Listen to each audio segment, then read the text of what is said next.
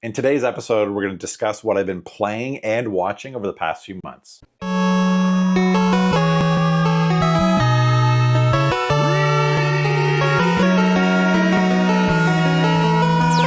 Team Canada. Hey, what's going on, guys? SeeJayAre here, back with another video.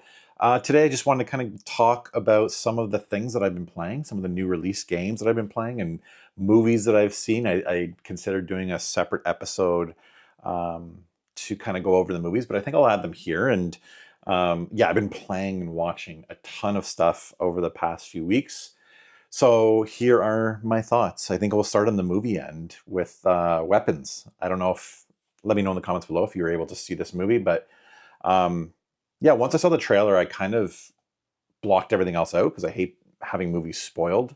But it was a movie that I really wanted to see.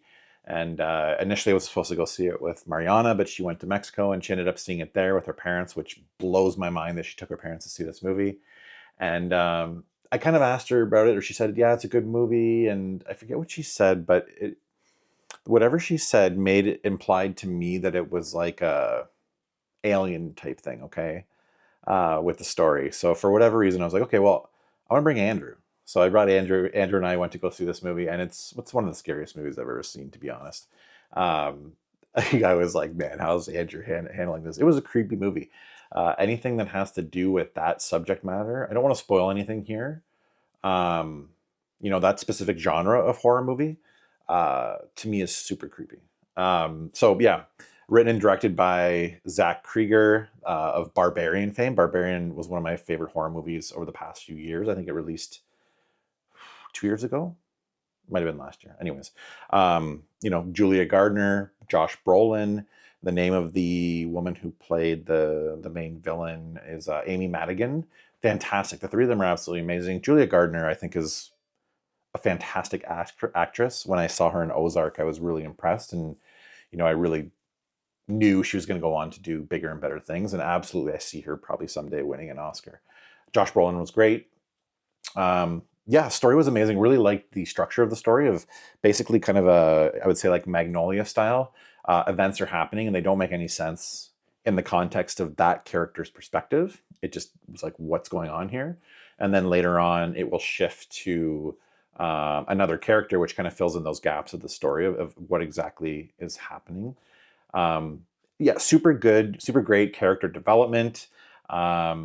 Yeah, they kind of focus in on a lot of the characters' flaws, and those flaws kind of come back around to play to play a part in the overarching story. And I'm trying not to spoil any of this, but yeah, in a really cool kind of surprise ending, almost like a revenge style ending, but with some humor. This movie does a really good job of injecting humor into like a pretty horrific movie. And yeah, I can't say enough great things about Weapons. I would highly recommend you see that.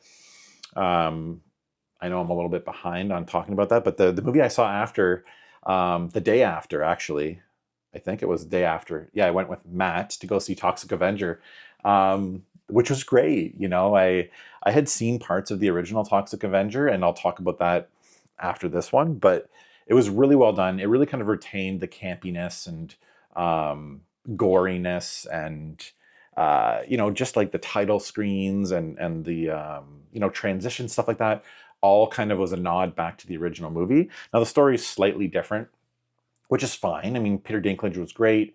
We had, oh boy, what's that boy's name? He was in Room. Jacob, I think he's Canadian too. He was in the movie Room with Captain Marvel. Really fantastic movie. I forget his name, but anyways, he played the son. He was decent enough. Yeah, I don't know how much there is to say about this remake, or other than that, I really enjoyed it. I don't know how well. I know it was supposed to come out years ago. I don't know how well it's going to perform at the box office. Let me know if any of you have seen that movie. But since then, I looked up the original Toxic Avenger because I had not seen the whole movie, and I loved it. I absolutely loved that movie. Just watching it recently all the way through for the first time.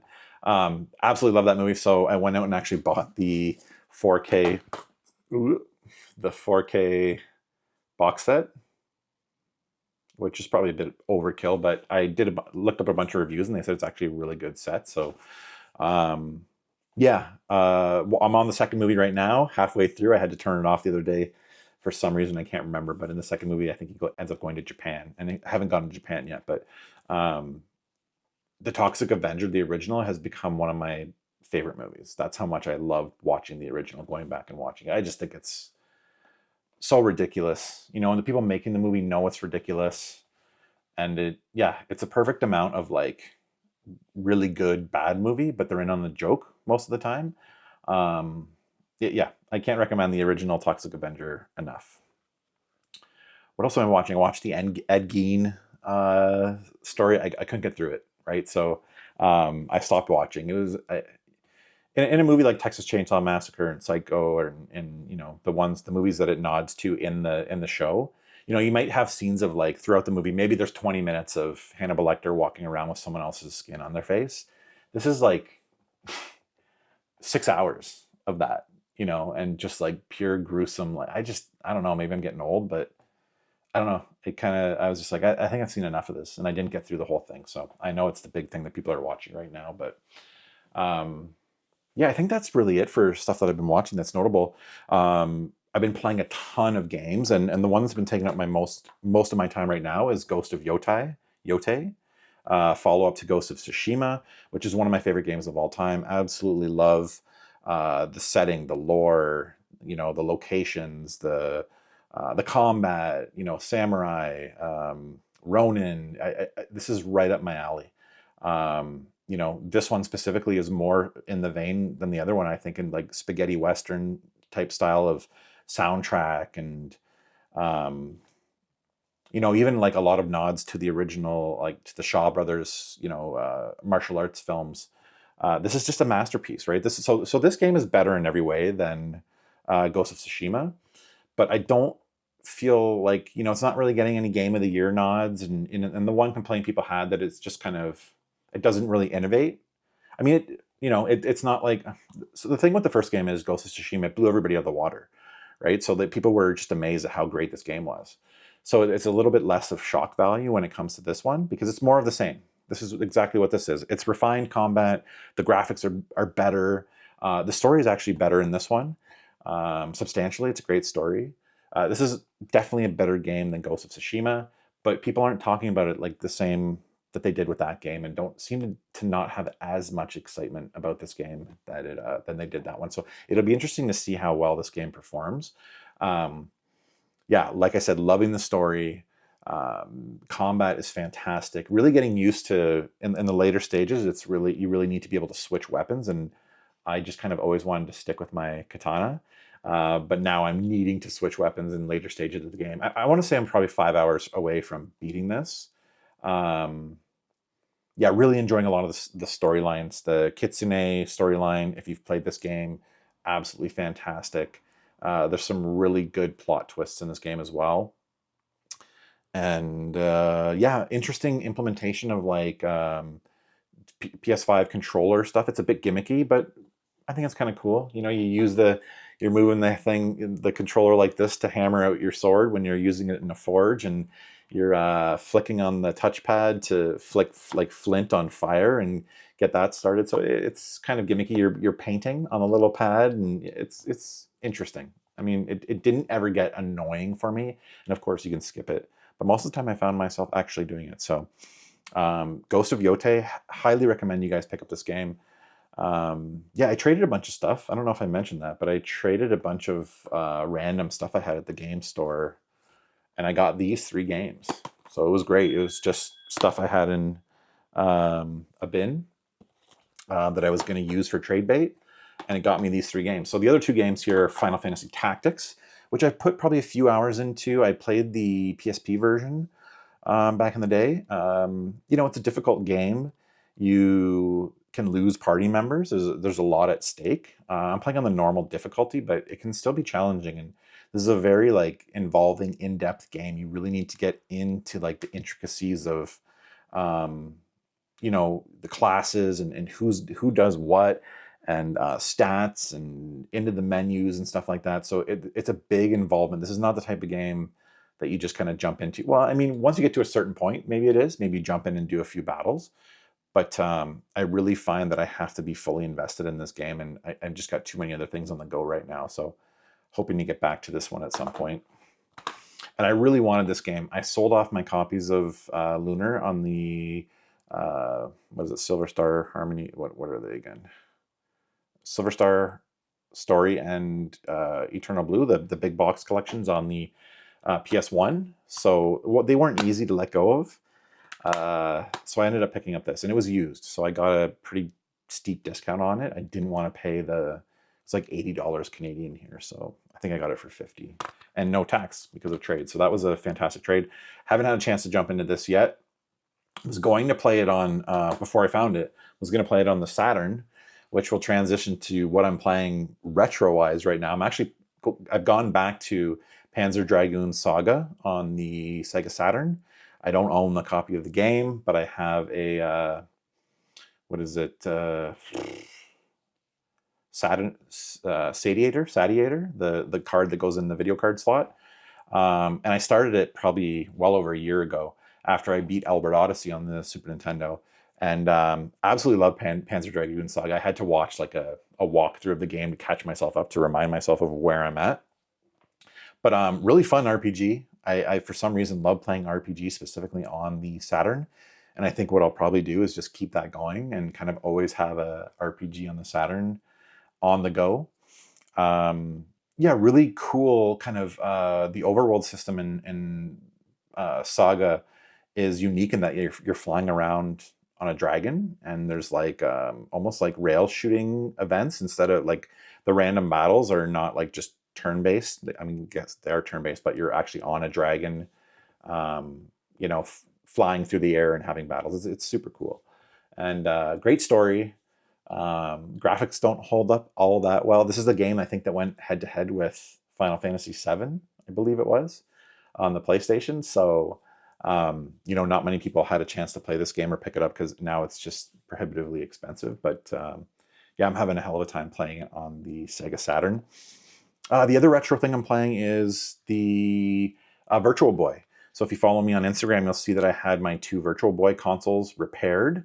There's a local guy here in Cambridge. Reach out to me on Instagram and I can give you his information. Did a fantastic job fixing up the ribbon cables for the video. Both of them actually had the left eye video was completely gone, and there was a couple issues on the one with the right eye. But the cables on the Virtual Boys go, and they need to be repaired or replaced. So he did a great job. Yeah, was able to get both of those fixed. So I've been playing a ton of Virtual Boy, and I had a company reach out to me. What is it? Vectex 64. I'll put a link in the description below, but this is the Flash Boy Plus. I'll probably do a video on its own, just a quick one, kind of going over the features of this Virtual Boy flash cart. But like I said, you'll find a link in the description below. This is the cheapest version. Now there are limitations with this version, but for my needs, it's perfect, right? So I was able to finally play some Jack Bros. Jack Bros is a super cool game. You know, you've got different levels and you kind of descend down to the level. It's like, I want to say like Bomberman, but with like multiple levels, which is, I don't know. It was just a really cool game to play. And, you know, I would never have the opportunity to play it if it weren't for this card. So like I said, link in the description below.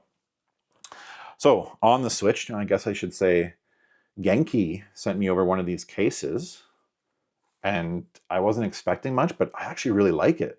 It's kind of like more like a shell that will kind of protect against drops, but it's got this hidden compartment here. You can hold 2 games, one on each side, and it's got a shell that pops on top. You know, 2 games on each side and one here. Like carrying 3 games if I'm going away for a trip on the weekend, or I don't know, somewhere where I would bring this with me, is enough these days. Most of my games are digital, right? So I think I'm actually going to use this case. It's super low profile, has a plastic cover that goes right over top, and that's it for your case. That's all you need. It's comfortable, adds a little padding on the back here for better grip. Yeah, overall, pretty impressed with this Genki case. I'm sure I'll do a video coming up on that as well. But on my Switch, I've been playing Yooka-Replaylee. I want to say it was Yooka-Replaylee. but it's Yooka-Replaylee. Now, Yooka-Laylee came out, I don't know, 7 or 8 years ago, I think, on like Xbox One era consoles, maybe original Switch. They've updated the graphics, changed some of the menus and refined it to be a bit better of an experience. Now, it still is somewhat clunky of an experience. It reminds me of, an N64 game. Many people say that. It's a collectathon, but it also reminds me because of its jankiness a little bit too. So, yeah. And then the last thing I've been playing are the Super Mario Galaxy games. Shout out to Nintendo Canada for sending a code over for those games. Working my way through number 1. I never beat number 2, and I should probably start there. But in my head, I'm like, I got to replay number 1 before I play number 2. So who knows how long that's going to take me to play through. But yeah, I think that's everything no, that's not everything I've been playing. Like I said, I'm finishing up Ghost of Yote. So I'm starting up my next PS5 game, playing predominantly on my PlayStation Portal. I love this thing. It's really been one of my favorite things that I purchased in the past decade. Like, I play a ton of my PS5 now because of this device, right? I just lay on the couch in the other room, turn it on. Anyways, so right now I restarted Alan Wake 2. I beat Alan Wake 1 in anticipation for number 2 coming out whenever it did a year or two ago. But I only got like an hour or two into it on the Xbox before falling out of it to play other things, I'm sure. So yeah, going through replaying that or restarting that, hopefully going to play through that through like the Halloween season. It's always fun kind of playing a horror game through Halloween. So anyways, guys, that's it for what I'm playing. Stay tuned. We'll have a couple like product highlight, couple review videos on a bunch of cool things that I've got over the past couple weeks, and a game room update tour. Ryan seems to think that he should be done by the end of October. So we are in line for a game room tour at Christmas if I got to get everything down there and organize it, but should give me enough time to get you guys a game room tour by the holiday season like I typically do. Anyways, guys, thank you so much for watching, and until the next episode.